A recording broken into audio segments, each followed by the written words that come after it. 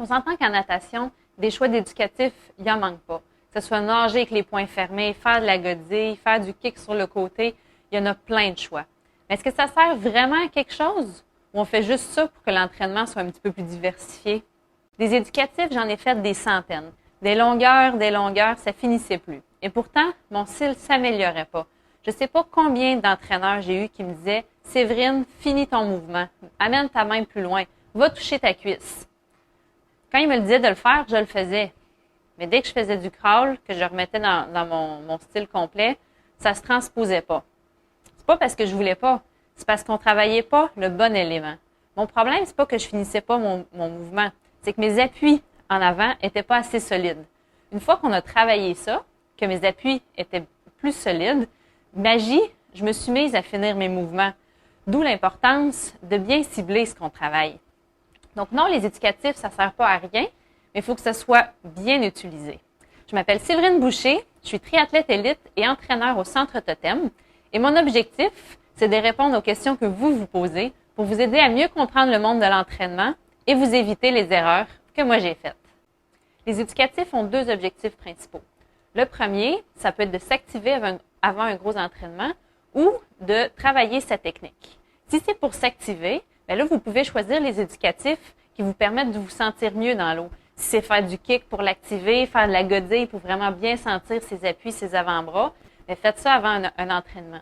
Si c'est pour travailler votre technique, bien je vais vous proposer 4 étapes qui vont vous permettre de déterminer quels éducatifs faire et comment l'appliquer dans votre nage et surtout, comment vérifier si ça fonctionne vraiment.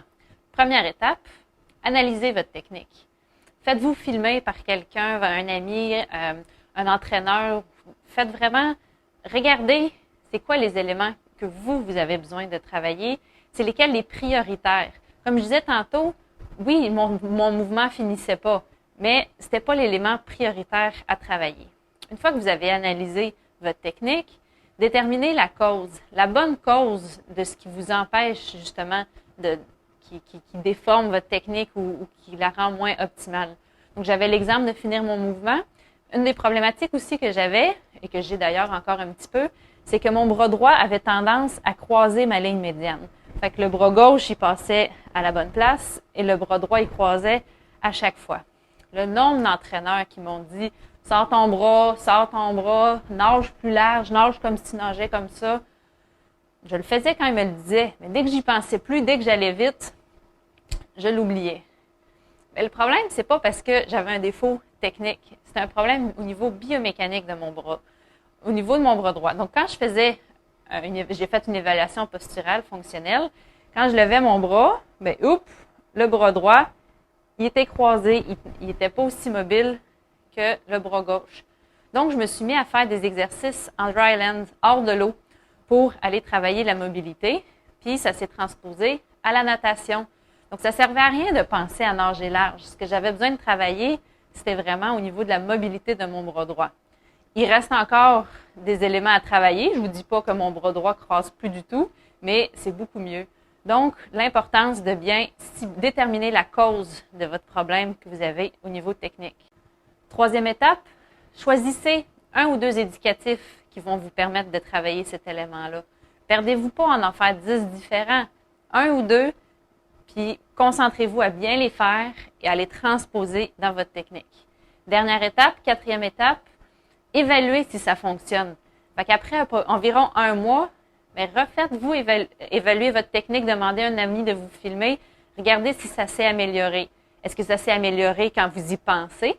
Mais est-ce que ça s'est aussi amélioré quand vous ne pensez pas à votre technique, quand vous nagez là, de façon détendue?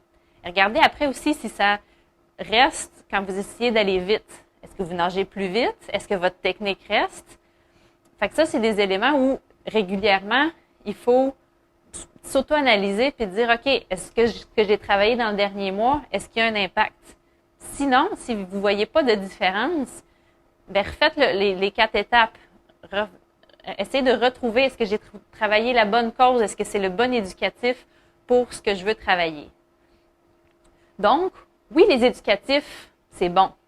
C'est bon si c'est utilisé de la bonne façon, si vous le faites avec un objectif en arrière de tout ça.